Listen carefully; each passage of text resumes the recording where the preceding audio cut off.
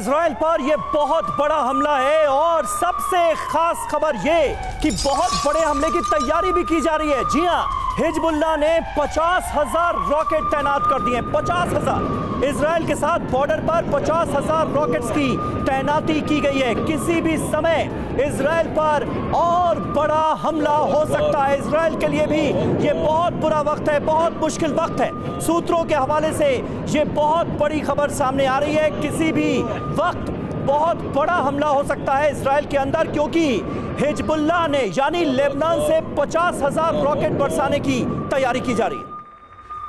और एक और बड़ी खबर इस बीच बता दें, हिजबुल्लाह ने इजराइल पर रॉकेट दागे हैं। हिजबुल्लाह चरमपंथी संगठन जो कि सपोर्ट कर रहा है हमास को, रॉकेट हमले का वीडियो सामने आया है। लेबनान से रॉकेट दागे गए हैं। इजराइल के लिए एक बड़ी समस्या ये है कि ताबड़तोड़ रॉकेट से गूंज रहा है आसमान। अब इसका जवाब इजराइल कैसे देता है, ये बड़ा सवाल है। लेबनान सपोर्ट कर रहा है हमास को और हमास को सपोर्ट कर रहा है हिजबुल्लाह जो 50,000 रॉकेट दागेगा। जी हां निधि, हिजबुल्लाह और हमास ने सीधे सीधे जंग का ऐलान कर दिया इजराइल के खिलाफ। आइए देखते हैं कि हिजबुल्लाह की इस कदर जंग में एंट्री से क्या हो सकता है, इसका अंजाम क्या होगा। Israel versus Hamas plus Hezbollah. विस्फोटक खबर क्या है, हिजबुल्लाह के 50,000 रॉकेट तैनात कर दिए गए। असर क्या होगा, इजराइल को दो फ्रंट पर एक साथ जूझना होगा। एक तरफ गाजा पट्टी से रॉकेट बरस रहे हैं और दूसरी तरफ लेबनान से हमले होंगे। हमास हिजबुल्लाह मिलकर भारी पड़ सकते हैं इजराइल पर। ईरानी सपोर्ट से इजराइल और कमजोर हो सकता है। दबाव में अमेरिका की सीधी एंट्री भी मुमकिन है। यूएस की एंट्री होते ही जंग का दायरा यकीन जानिए बहुत बढ़ जाएगा। और इस वक्त यही वजह है कि ये जो 50,000 रॉकेट की तैनाती की खबर सामने आ रही है, अगर लेबनान से ये टू फ्रंट वॉर शुरू होती है इजराइल की, तो इस जंग का दायरा बढ़ना तय है निधि। बिल्कुल समीर, और ये जंग और ज्यादा घातक होती हुई नजर आएगी अगर यूएस की एंट्री हो जाती है। आइए आपको बताते हैं कि इजराइल की मुश्किलें कितनी बढ़ सकती हैं आने वाले दिनों में। समझते हैं, इसके लिए हम आपको हमास और हिजबुल्लाह की ताकत दिखाएंगे और साथ में इजराइल के पास उन्हें रोकने का क्या तरीका है ये भी आइए बताते हैं। ये देखिए ऑपरेशन इजराइल। हिजबुल्लाह के पास 1.3 लाख से ज्यादा रॉकेट है, करीब 1.5 लाख। हमास के पास 30,000 से ज्यादा रॉकेट हैं।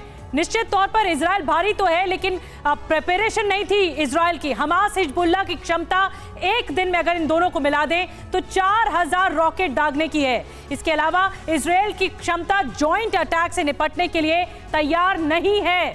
इसके अलावा दोनों संगठनों को ईरान का सीधा समर्थन हासिल है।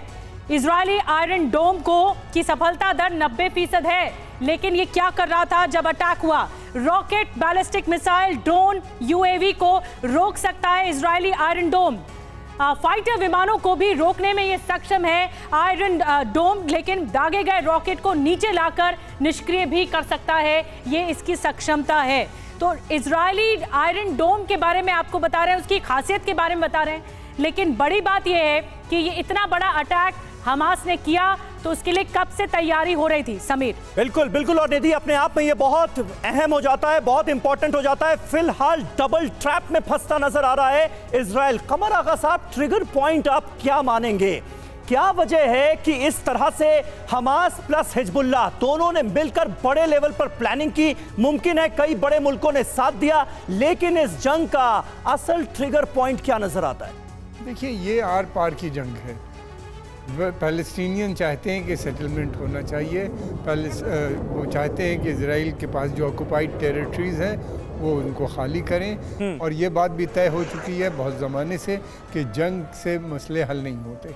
इजराइल और फ़िलिस्तीन के बीच में ये पहली बार नहीं है, या इजराइल या हिजबुल्लाह के साथ कोई पहली बार नहीं हो रहा। ये कई बार इस तरह की लड़ाइयाँ हो चुकी हैं। ये बड़े स्तर पे हो रही है, मिल के कोऑर्डिनेटेड है। एक बार इससे पहले भी कोऑर्डिनेशन था इन दोनों के बीच में। तो मेरे कहने का मतलब ये है कि ये कितना ही आप यूज़ कर लें फोर्स से, मसला नहीं हल होगा। जो एक फार्मूला यूनाइटेड नेशन ने जिसको सपोर्ट भी दिया था, 2 स्टेट सोल्यूशन, जब तक उसके ऊपर अमल नहीं होगा। लेकिन आगा साहब, ये अगर यूएस एंट्री ले लेता है तो ये जंग बहुत खतरनाक हो जाएगी। क्या यूएस बहुत जगह एंट्री ले, पहली दुनिया एक जंग को देख रही है और कितने लाखों लोग मर गए। फिलहाल एक बड़ी खबर जल्दी से बता दें, मैं आऊंगी आपके पास। इजरायली सेना ने 400 आतंकी मार गिराए हैं। दर्जनों हमास आतंकियों को बंधक बनाया गया है। गाजा पट्टी में इजरायल ने 500 से ज्यादा हमले किए हैं। इजरायली सेना ने जारी किया ये बयान।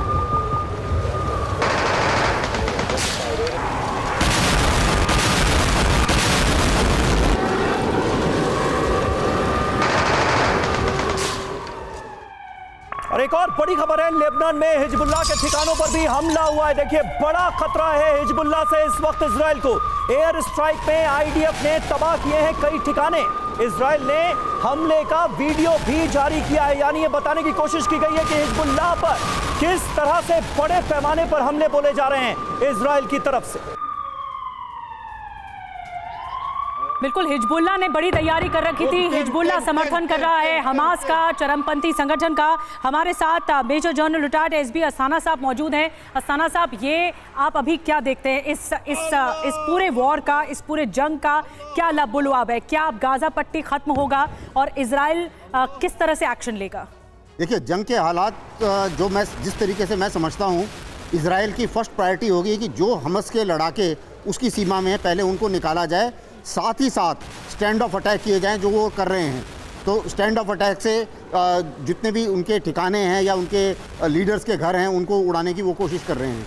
उसके बाद में सेकंड प्रायोरिटी होगी जो हिजबुल्लाह वाला फ्रंट है, उस फ्रंट में वो एक तरीके से डिफेंसिव काम करेंगे। वहाँ पर वो स्टैंड ऑफ अटैक करते रहेंगे, हिजबुल्लाह की ताकत को कम करने की कोशिश करेंगे, लेकिन वहाँ लेबनान में घुसेंगे नहीं। जहाँ तक गाज़ा का सवाल है, अभी उनकी प्लानिंग चल रही होगी इजराइल की कि गाज़ा में वो जाहिर है कि वो पक्का घुसेंगे और गाज़ा को एक तरीके से वो लिबरेट कराने की कोशिश करेंगे।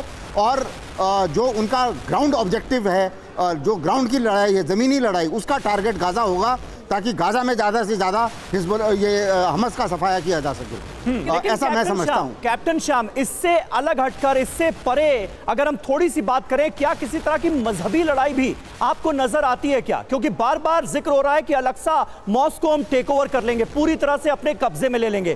दूसरी तरफ नेतन्याहू कह रहे हैं कि इस्लामिक जिहाद को जड़ से खत्म कर देंगे इस बार।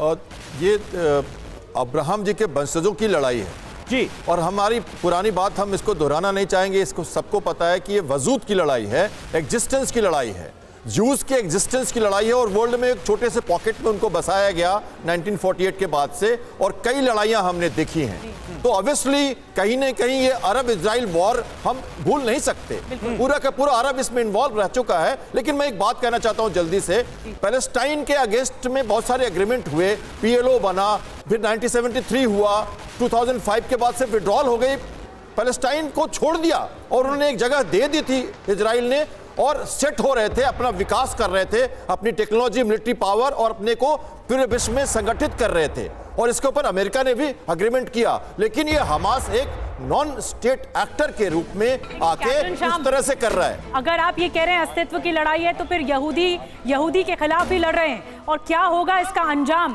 क्योंकि जिस तरह की तस्वीरें वो बहुत घातक है।